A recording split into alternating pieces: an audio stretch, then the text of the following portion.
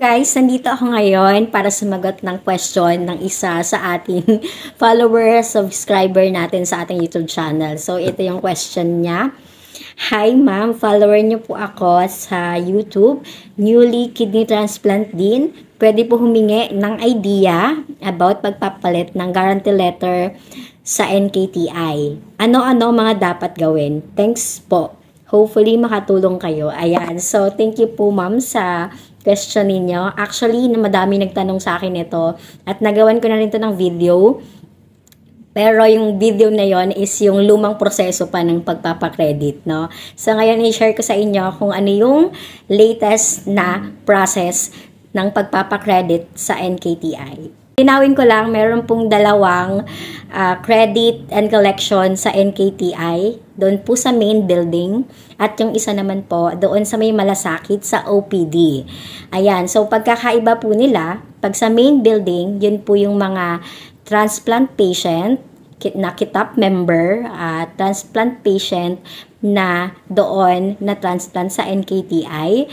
Pwede din po doon yung mga hemodialysis patient na nandun nagpapadialysis mismo sa NKTI. At yung mga naka-admit mismo sa NKTI. Doon nila pwedeng magpa-credit ng kanilang guarantee letter. At yung the rest na hindi nabanggit, doon na po yon sa may malasakit center. Ano-ano yung mga requirements daw na kailangan? Dahil ngayon po ay may bagong guidelines, bagong proseso, paperless na ang credit and collection sa NKTI main building. Ipe-present na lang po yung ID at yung GL code. Yung GL code is kahit sulat kamay lang. Then, ang maganda po ngayon, dito sa main building, as KT patient, wala pong limit ang ipapakredit na GL at wala pong schedule. Unlike po dun sa mga hindi nabanggit at doon ipaprocess sa may malasakit, may schedule po doon at may limit lang po ang ipapakredit ninyo doon. Ano daw katagal ang proseso ng pagpapakredit?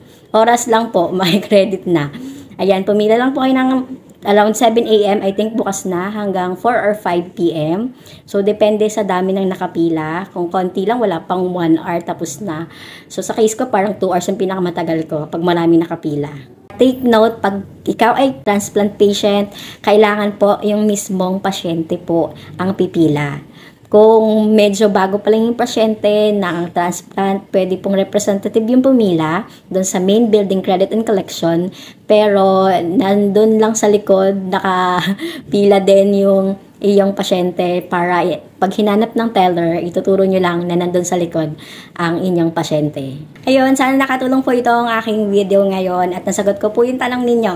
At kung may mga question pa, baka kaya kong sagutin, pa-comment na lang po sa ating comment section. Yun lang! Thank you, bye!